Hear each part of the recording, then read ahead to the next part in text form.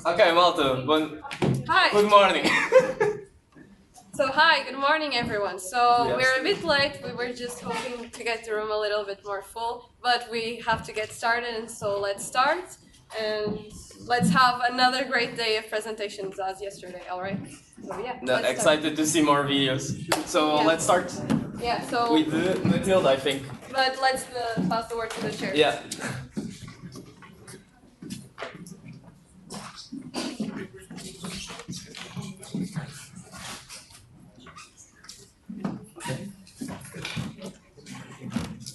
Good morning, everyone. Before starting and introducing the next person, I want to say thank you very much to everyone that presented yesterday, and thank you very much to everyone that had the courage to present after this presentation. So now our colleague Matilde Fernandes will present us her work on incoherent diffraction imaging.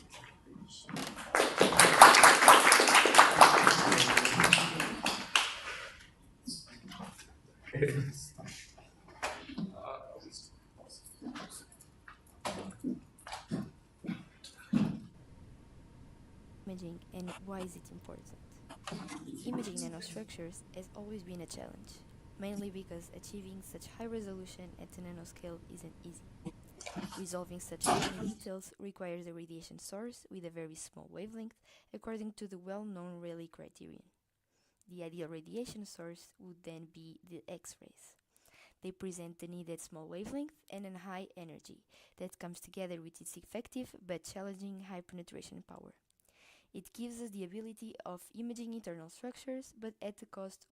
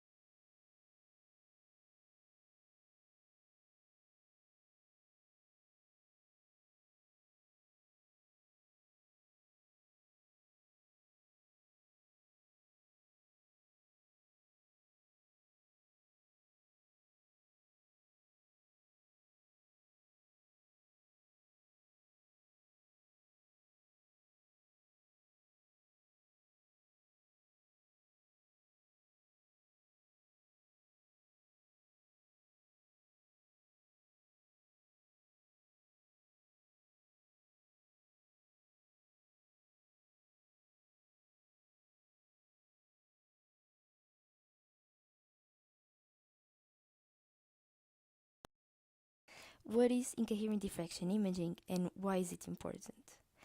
Imaging nanostructures has always been a challenge, mainly because achieving such high resolution at the nanoscale isn't easy.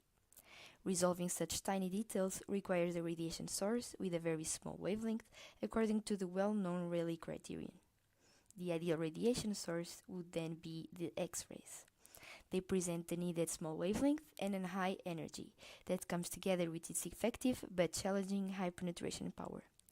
It gives us the ability of imaging internal structures, but at the cost of a minimal interaction with most materials, such as the lens material, making traditional imaging techniques ineffective.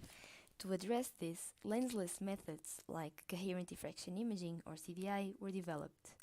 CDI uses a highly coherent light beam that scatters off a sample, producing a diffraction pattern. This pattern encodes the sample structural information, allowing for image reconstruction. While CDI has been a game changer in this field, it comes with its own challenges: the cost, the need for high coherence, and some sample constraints. To overcome some of these limitations, researchers proposed a new technique: incoherent diffraction imaging, or IDI. IDI uses a partial coherence from incoherently scattered light to image nanostructures, broadening its applicability. But before we go further into IDI, it's important to understand what exactly is coherence. Coherence refers to the ability of waves to interfere with each other, and so it is mathematically described by correlation functions. A key concept in this technique is the coherence time. It consists of the time duration in which the wave remains coherent, and it is proportional to the inverse of the spectral bandwidth. So let's imagine a classic slit diffraction experiment. When using a coherent light source like a laser, the waves are in phase, so they will correlate effectively and form a diffraction pattern. This pattern is known as the first-order correlation, and it encodes the structural info of the object. On the other hand, an incoherent light source, also known as a thermal light source, like a light bulb, emits waves with random phases, so they won't correlate, producing a flat and informative output. What if we could measure only within the time of coherence? Could we obtain some structural information? The answer is yes, but as this radiation is polychromatic, it has a broad spectral bandwidth, meaning that we would get a really small coherence time. Additionally, as this time only depends on the independent photon emission, it is fixed and cannot be controlled. So how do we tune coherence? Let me introduce you to pseudo-thermal light sources. By introducing partial incoherence to a coherent light source, typically using a rotating diffuser, we create a tunable system. The coherence time is then controlled by the rotation of the diffuser, and if we ensure that this is larger than the experimental acquisition time, we obtain what we call a speckle pattern. The information about the object is encoded in it, but we cannot directly extract it as it still represents a random intensity pattern. To extract this information, we need to measure the intensity fluctuations, and the correlation between these fluctuations will reveal a pattern. This pattern is also called as second-order intensity correlations.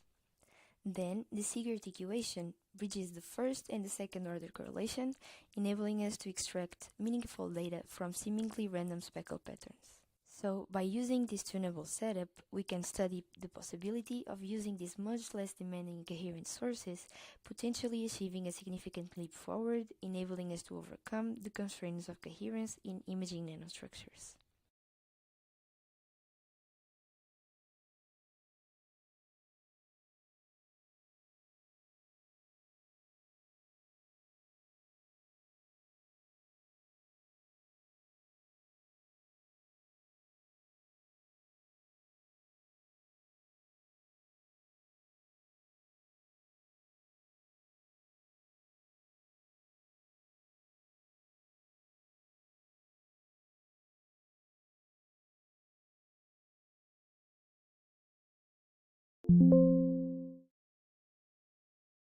Experimental work with IDI, now using hard X-rays at the synchrotron facility. And on the PIC2, we did the experimental campaign preparation. So first we needed to design the experimental setup, and the first thing we need is an X-ray source. And the experiment will be led in the Soleil synchrotron in Paris, where we will be using one of their beam lines, the nanoscopium, that provides us an energy range from 5 to 20 keV, and an incredible sub-100 nanometer resolution. Then, to introduce the partial incoherence, we need a diffuser that works properly for this radiation. And so we came up with this diffuser that is a tungsten layer with 300 nanometer holes. And this layer is 1.6 micrometers thick to ensure the largest phase shift modulation of the waveforms.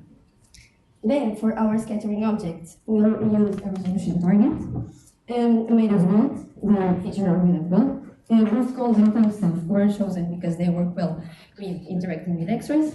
And this will work not only as a photon mask, but also as a phase mask.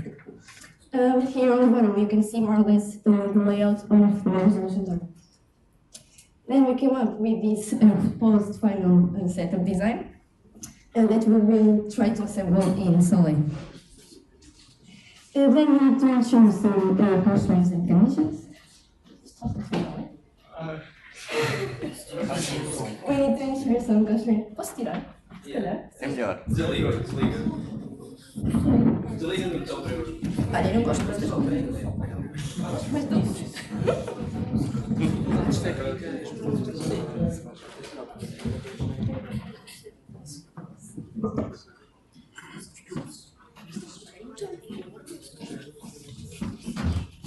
So I was saying, then we need to insert some conditions, like the resolution and the field of view of the detector.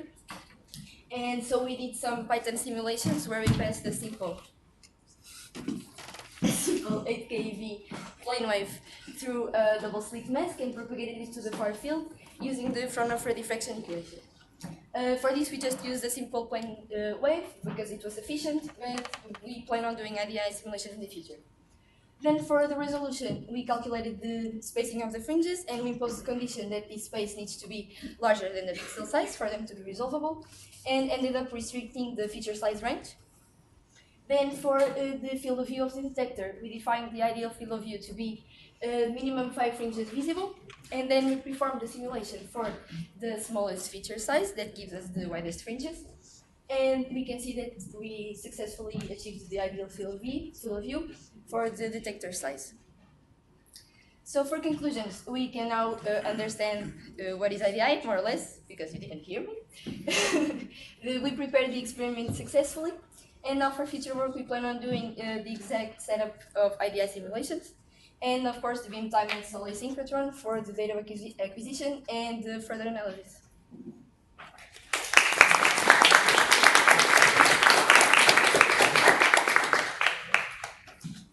Thank you very much, Matilda. I really like the presentation. Very good. Does anyone have any questions? Go ahead. Thank you for your presentation. I was wondering how close you are to actually doing the experiments at Solon. I did it last week. Oh, okay. So yeah, but what are you going to do next then there? Now we are planning on treating the data we took. We didn't start it yet, so we'll see. The data was not what we were expecting it to be, so we'll see how it goes. Okay, thank you. Okay. Anyone else? Yeah, I just have a quick question. You say you're going to use X-rays for this, but and you say that's because of the wavelength is very small. But why not use the next one, gamma rays? Why not use gamma rays? Like I said in the video, you can use the next one because it will give you the smallest resolution, but then you have the problem of the penetration power. With the higher energy, you will get higher penetration power, and it would be very difficult to arrange a diffuser and a resolution target for it. Okay, thank you very much.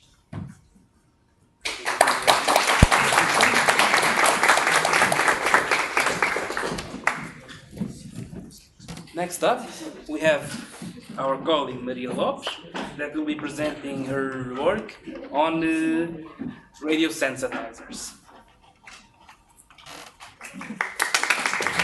Hi, I'm Maria Lopes.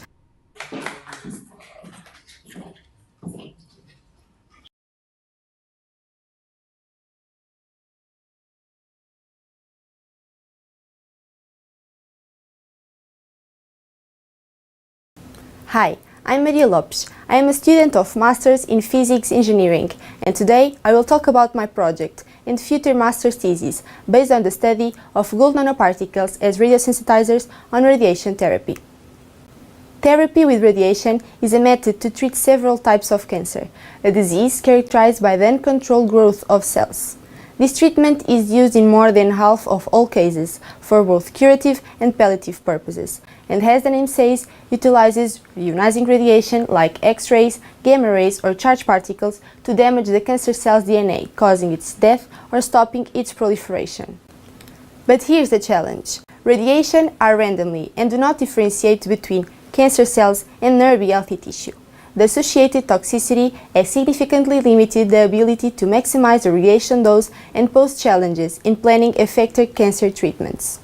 To address these hurdles, active research has focused on improving the therapeutic ratio of radiation therapy by developing methods to deliver higher doses directly to the tumor while reducing harm to surrounding healthy tissue.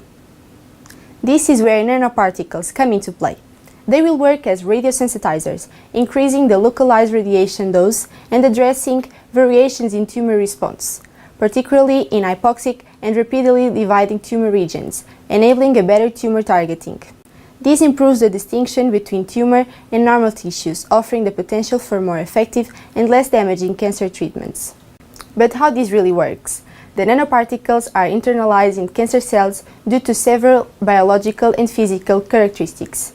Tumor's environment and more permeable blood vessels allows nanoparticles to enter more easily. When nanoparticles are exposed to radiation, they absorb energy and release high-energy particles, such as Auger electrons. This results in localized damage to tumor cells. You can think of nanoparticles as tiny amplifiers. The radiation striking them becomes more potent, causing substantial damage to the cancer cell's DNA. Since nanoparticles are preferentially targeted to the tumor, the surrounding healthy tissue remains largely unaffected. Among the various types of nanoparticles, gold nanoparticles stand out as especially effective radiosensitizers. And why? It's all about their unique properties. Gold is an ideal material for these applications because of its remarkable properties. As a transition metal, it is inert and highly malleable, offering excellent biocompatibility. Moreover, gold has a high atomic number, which means it interacts strongly with radiation, releasing more electrons and enhancing local absorption of X-rays. This leads to a chain reaction that disrupts cancer cell DNA, stresses mitochondria, and generates reactive oxygen species, all of which amplify the tumor-killing effect of radiation. In this way, this study promises enriching results for the potential of combining radiotherapy and gold nanoparticles, offering significant advantages, including a reduction in the dose of radiation required, fewer side effects for patients, and greater effectiveness in targeting and fighting tumors. Thank you for your time.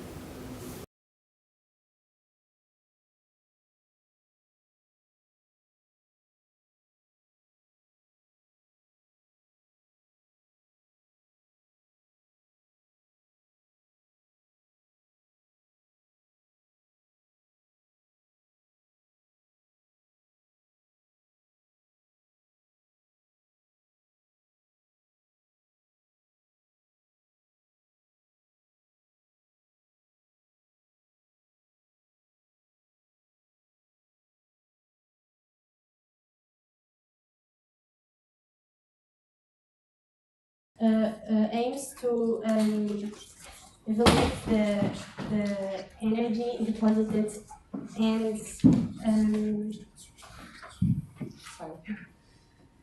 and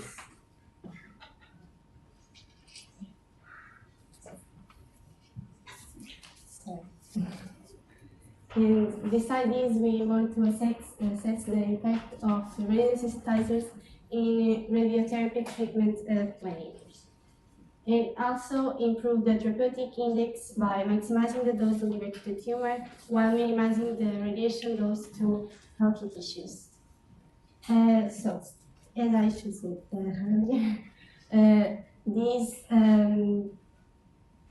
the effect of the radiation will be studied by direct effects of the radiation that will be assessed by immunofluorescence assay. That in this assay, the cells are incubated in an antibody solution with a phosphorylate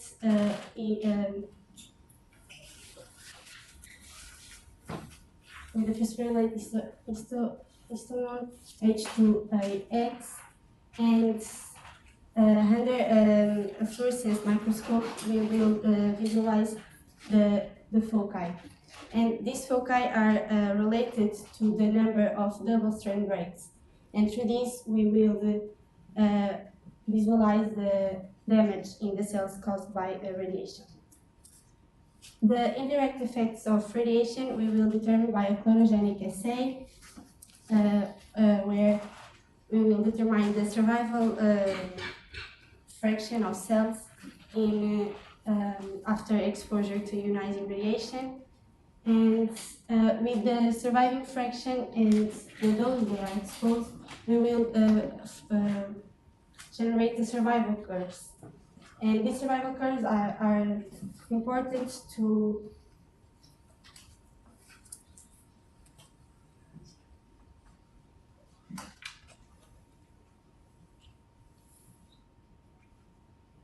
I'm sorry.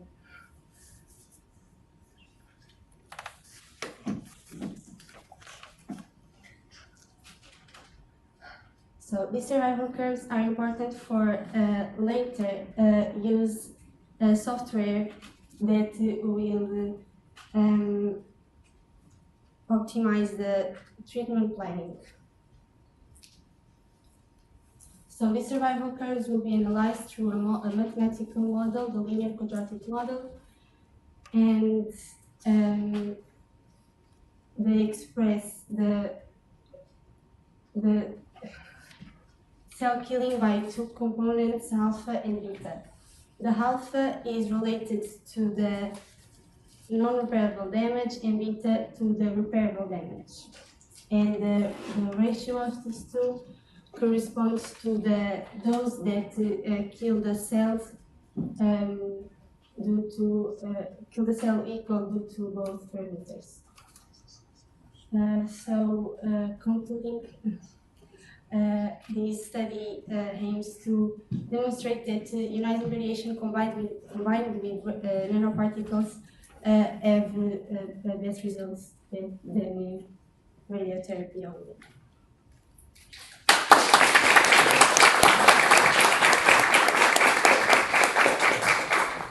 Thank you very much. Your presentation was very good.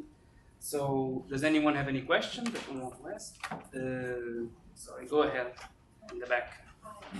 So, how do you focus on quality of the DNA double strand break and correct not other type of DNA damage?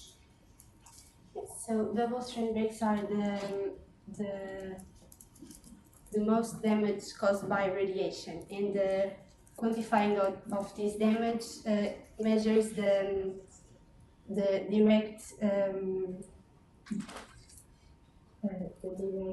response of the cells.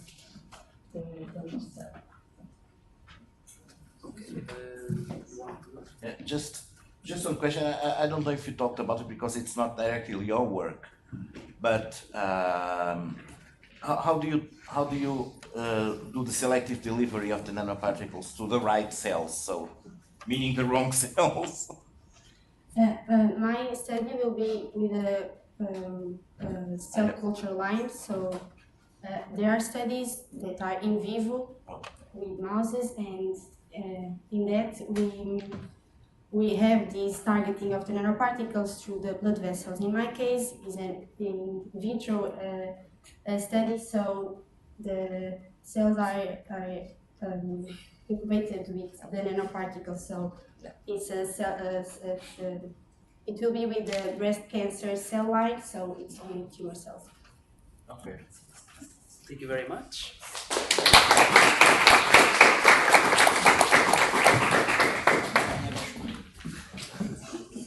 So now we will be, our colleague Adelia will be showing us her work in flexible photosensors.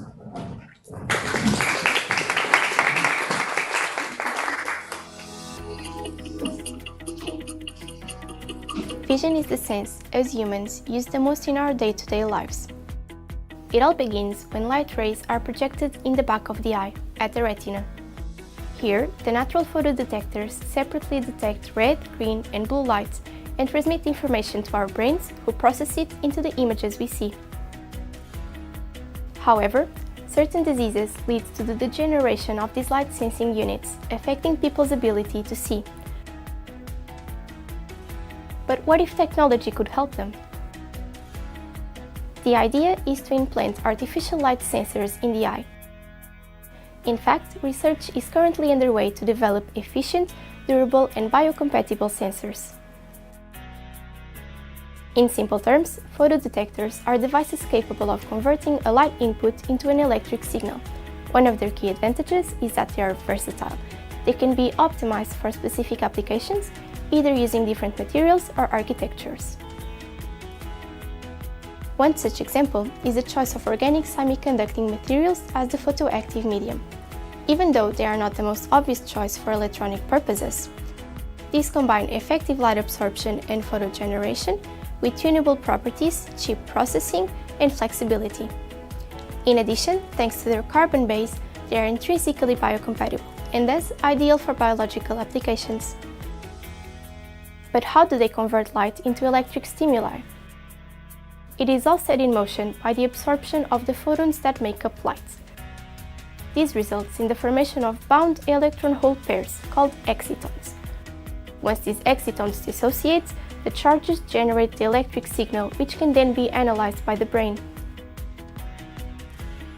Photodetectors can also come in different shapes, namely photoconductors, photodiodes, and phototransistors, each with a specific architecture and working mechanism, leading to differences in the output parameters, like the response speed, the photocurrent generation, or the detectivity. The fabrication techniques can also vary. For one, we can have organic single crystals grown by a technique named physical vapor transport. Here, a temperature gradient is used to melt and resolidify the material in the form of a crystal, with a high degree of order and purity.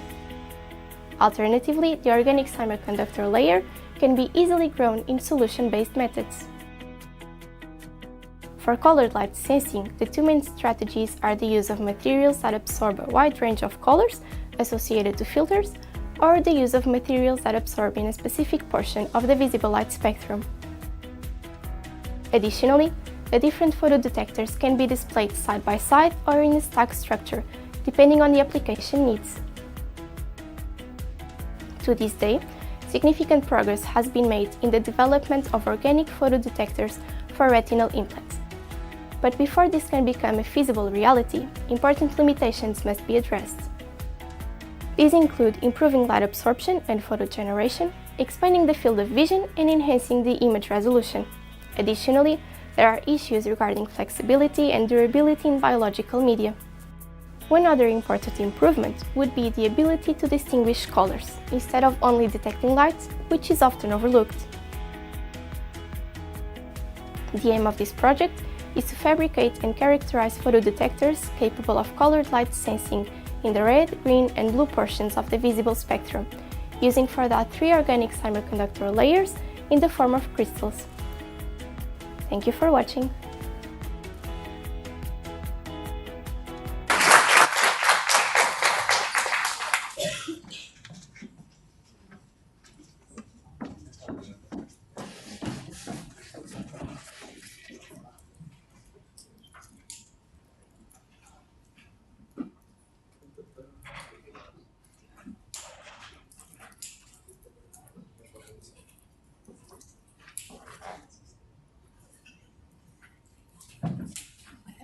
Good morning, my name is Adelia. I hope you enjoyed my video, and I will now explain a little bit more about my project on biocompatible flexible photosensors. First of all, we all know that vision is extremely important. We spend our days looking at something, watching something, or reading something. And it all depends on how healthy the natural photodetectors in our eyes are. But as the video showed, they sometimes degenerate, and conditions like age-related macular degeneration is an example, or AMD as it is called. This affects about 1 in 8 people above the age of 60 and is the main cause of legal blindness in the developed world, with a growing incidence. As the video also suggested, a possible solution for these types of diseases is the implantation of artificial light sensors in the eye. With this in mind, the proposal for my thesis work is to fabricate and characterize photodetectors based on 3 organic semiconducting materials, 1 for each color, detecting in the red, green, or blue portions in the visible spectrum. My main focus will be on improving the existing photodetectors in terms of photon absorption and photo generation, and also color sensing. As the video also showed, organic semiconductors are able to combine good optoelectronic properties with suitability for biological media, and this is exactly why we are using them in this project. However, it is important to mention that when compared to the inorganic counterparts, they are not as effective as light detectors. And this is partially because the exciton dissociation that happens when the photons are absorbed is partially inhibited by relatively strong binding energies of the excitons. This can be circumvented using, for example, donor-receptor interfaces. To achieve my goal, I will follow a number of tasks, beginning with the selection of the 3 inorganic materials. I will choose narrow-band absorbing materials so that I do not have to deal with the use of filters and their possible issues regarding compatibility. I will then move on to the single crystal fabrication, for which I will use physical vapor transport, which is a technique that so far has been leading to the crystals with the best optoelectronic properties, including light sensitivity and charge mobility. I will then move on to the photosensor fabrication, beginning with single-layer photodetectors to evaluate how suitable each material that was chosen before is. I will then construct photodiodes, one for each color. Photodiodes are the one architecture that was chosen because it usually presents good characteristics for these types of applications, including, for example, fast responses and large detectivity. I will then try to assemble these individual photodiodes either on a pixel array or in a stack structure for RGB detection. The final step will be the optical characterization, which will follow in using this optical setup to be able to evaluate the photo response and assess the performance of my devices. This research would ideally have a very positive impact on the development of artificial photosensors for retinal implants, but there are many more issues to be tackled before this can be actually implemented. Thank you for listening.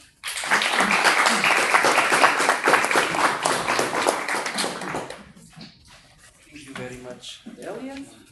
Does anyone have any questions? Go ahead. Can you come back to the experimental part, please?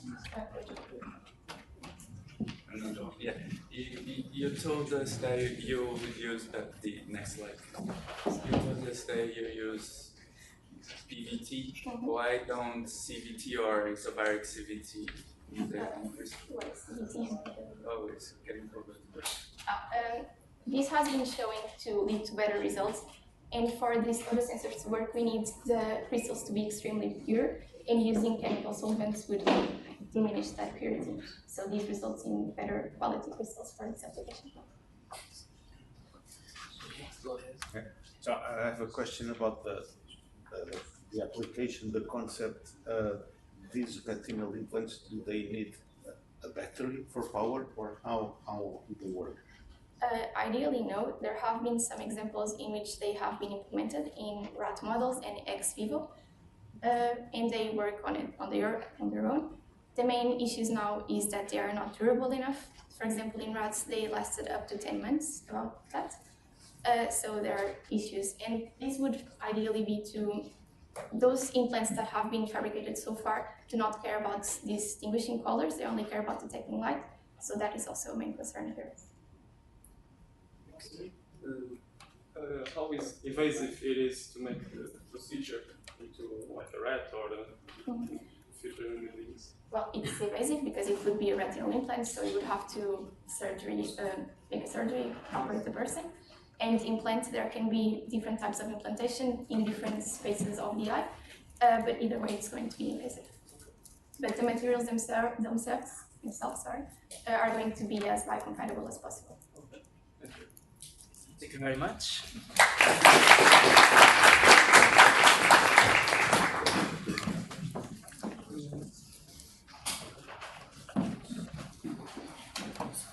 I hope you liked that presentation. Now we have Maria Nunes presenting reconfigurable vector beams on optical surfaces.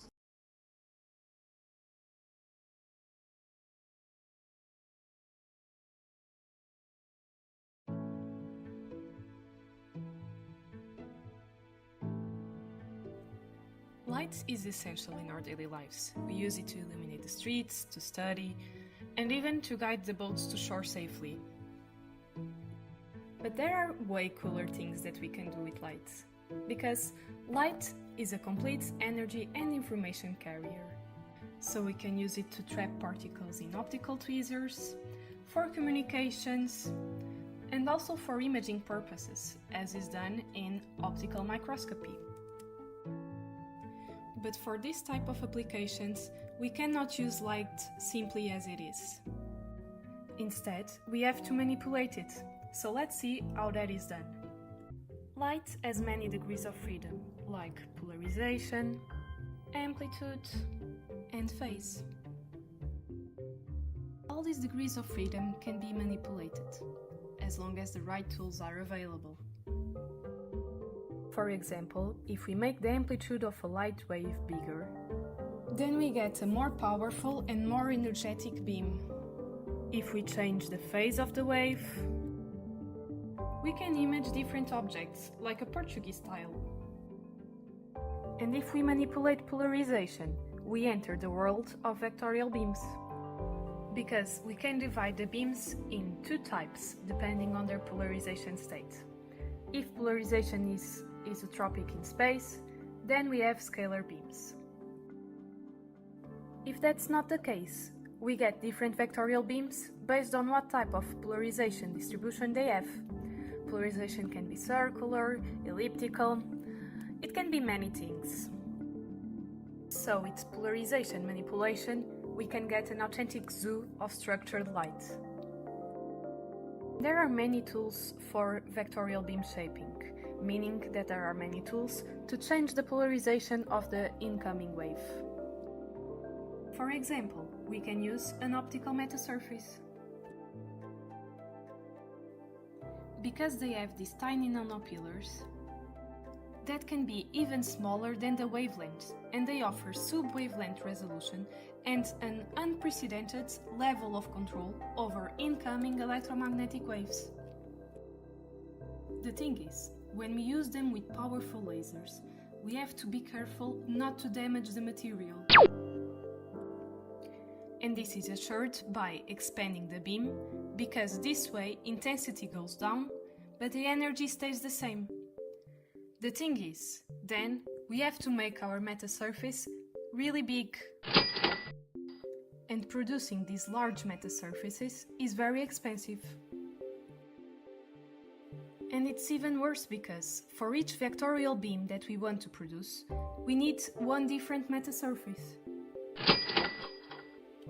So the production costs become so high that applications that depend on high-power vectorial beam shaping are not accessible. That is the main problem that we are trying to solve. So we have some ideas that we will explain in a second.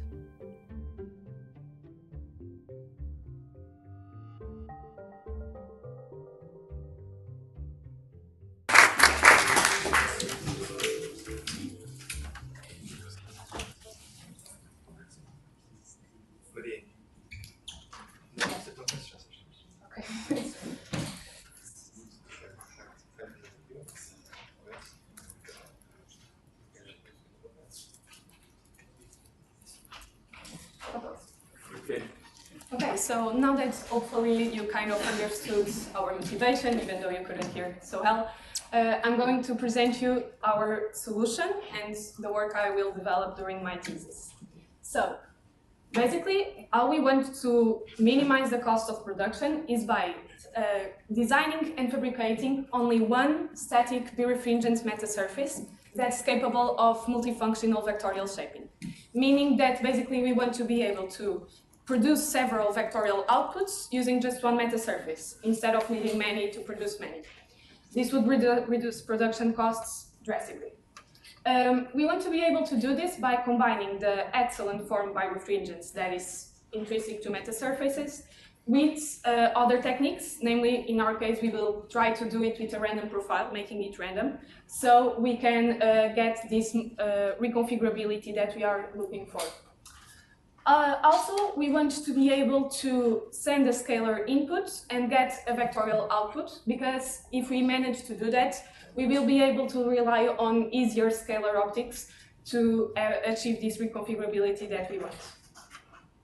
This is a bit inspired by what was done in Caltech, where they have used a spatial light modulator before a metasurface with known disorder to achieve this reconfigurability. In our case, since we are working with scalar beams as input, we won't need the spatial light modulator before, so we will use just a grayscale plate and the metasurface.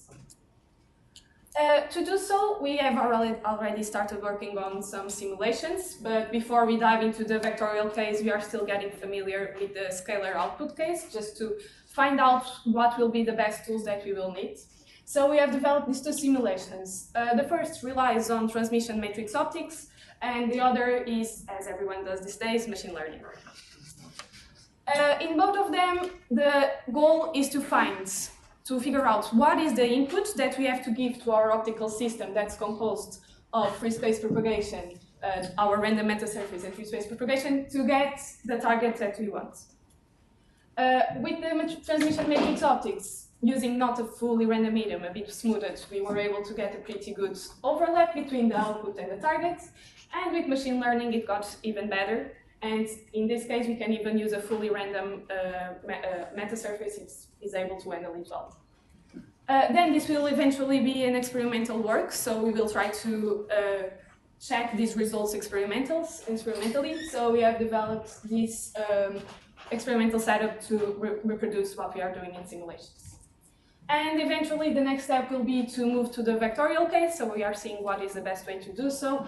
We have some ideas like cascading to random medium or using a Kerr medium to add nonlinearity, but we are still checking what will be the best hypothesis to do this. Thank you.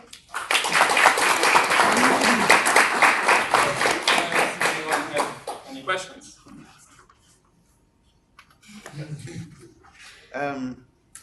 Is the work going to be wavelength specific? Is it designed for a specific wavelength, or how does it change over? Yeah, right now we are doing the simulations on the visible. We are using 632 nanometers, so red. Right? And eventually, when Professor Mark has a more powerful laser, it will probably be on a smaller wavelength, but I'm still not sure what the exact value will be. But for now, we are simulating, and the first experiments will be with the helium neon laser. Okay, I have one question. What are I know that you talk about the advantages of using the vectorial beams, but why is that? They store more information, or? Yeah, and you get a more broad range of applications, because with scalar beams you can only do so much. With vectorial beams you have one more degree of freedom that you can manipulate, in this case polarization distribution, so you can use it for more applications. Many applications require vectorial beams instead of scalar ones. Okay, thank you. Any more questions?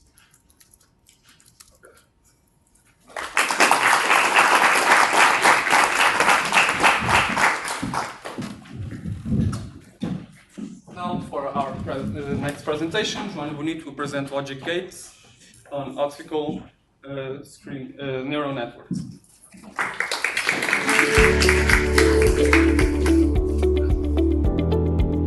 In the 19th century, the world was forever changed by the discovery of electricity. This has shaped societies, leading to the information society that we live in. Scientists have been pushing the limits of electronics in both computation power and size. What if, instead of electricity, we use light? That is where photonics appears, the science of generation, manipulation, and detection of light. Let's see how we can manipulate light and use it to mimic electronical systems. One way is recreating already existing algorithms, but with optical elements, like for example, optical neural networks. A neural network is an algorithm that tries to mimic the brain, and this is the basis of most of the artificial intelligence nowadays. Neural networks receive inputs and give outputs, passing through many layers that implement functions. An optical neural network follows the same principle, but now using light. The layers are physical layers that use diffraction to modulate the phase of the incident light. These layers are called phase masks, and they perform linear operations. This will be the basis of our project. In our project, we want to experimentally perform a simple logical operation, just using light and optical elements. We shall start with a laser beam with low repetition rate and a long pulse. Next, we need a beam splitter, which will divide a beam into two beams. The next step is to implement an optical neural network. Therefore, we need some layered phase masks performing linear functions. However, we also need a nonlinear operation. How can we add it to our system? A nonlinear layer. This layer will use a third-order nonlinear optical effect called Kerr effect that will change the way the light travels through a material based on how strong the intensity of the light is. More specifically, it will change the material's refractive index. This effect can happen with any material, for example glass, but it is usually not visible because it needs very high intensity. A very easy way to check this effect is to perform an experiment called Z-scan.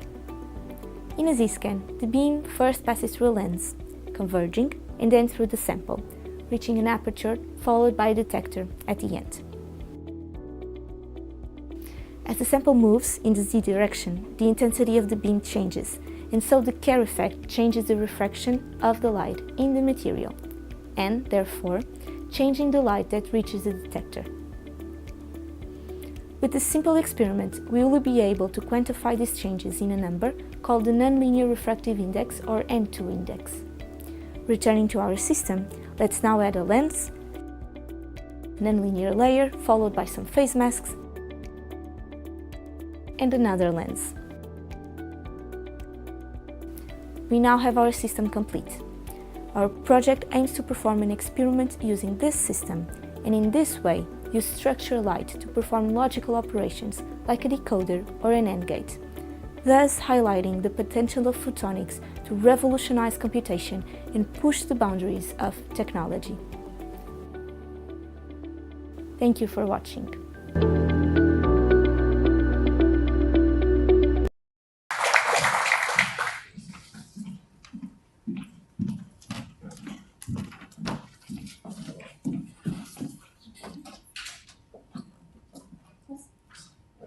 Hello everyone. So now let's take a deeper look into my project. And so, as stated in the video, the aim of my project is to implement an all-optical system performing logical operations. And this will be dividing into two major phases. The first phase will be performing a Z-scan experimentally and also doing some simulations in order to study the non-linearity that I told you about in the video. And in the second phase, we want to implement an actual 2x3 optical decoder using an already simulated architecture. So in the first phase, we will be using the Kerr effect as the nonlinear effect. And when a Gaussian beam propagates through a Kerr medium, it will come out with a phase shift. And the phase shift, as you can see here, will depend on the intensity of the light. So higher intensities lead to bigger phase shifts and lower intensities to smaller phase shifts, which we can then use in the Z-scan, because depending on the position of our sample, we will have differences in the transmittance at the detector. And so we will get a curve like this one, which has a valley and a peak. And by measuring the difference in the transmittance in this curve, we can get the phase shift, and then we can get the nonlinear index. This is very important for the second phase of my project, because we need to know the intensity of the light that we want in order to activate the Kerr effect. Otherwise, we won't be able to see a sizable phase shift. So in the second phase, we'll be trying to implement this simulated architecture done by a previous member of the group. So this is the architecture that I told you about in the film. And now I want to show you the real design of the experiment that I've been working on my PIC2. So it will look something like this. So we have the laser, then we have the beam splitter, because we need two inputs since it's a 2x3 optical decoder. Then we'll have the nonlinear layer that will at first probably be glass, but we are still working on what is the best material. And then we need the face masks. And here the face masks, the idea is to use an SLM.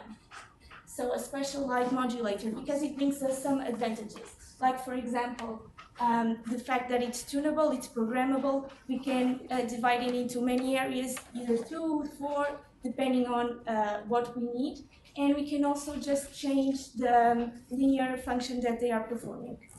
And finally, we'll get our output. However, the special light modulator also brings some challenges, like for example, the alignment. As you can imagine, the SLM has a very small area, so this will be hard to align. And also the damage threshold. It's an expensive device, we don't want to damage it, so we need to expand our beam, and this will also be a bit hard to do. And with this setup, we hope to be able to reach the same results that our colleague reached with the simulations, and do a 2x3 optical decoder just using light. Thank you.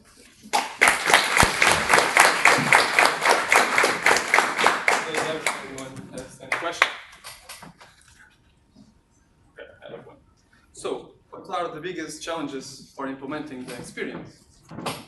So the first one is the SLM, as I already talked about, especially because we contacted the manufacturer to know about what the damage would be for our laser, and they didn't quite know for our specific laser, but they gave us some tips. So it will be about starting low and then just increasing the power and see how it's behaving. And also here the beam splitter, because we need the beams, it's a pulsed laser, so we need them to come at the same time.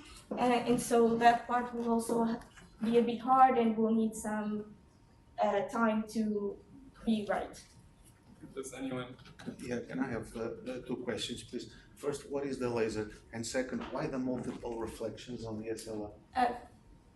Because we need multiple face masks. So the idea is to take the SLM and actually divide it into like 3 or 4 face masks. You need a large phase modulation, is that it? Yeah. Okay. And the laser, what laser is it? So I believe it's a 550 nanometers, a long pulse, about 1 picosecond, and Yes. Anyone?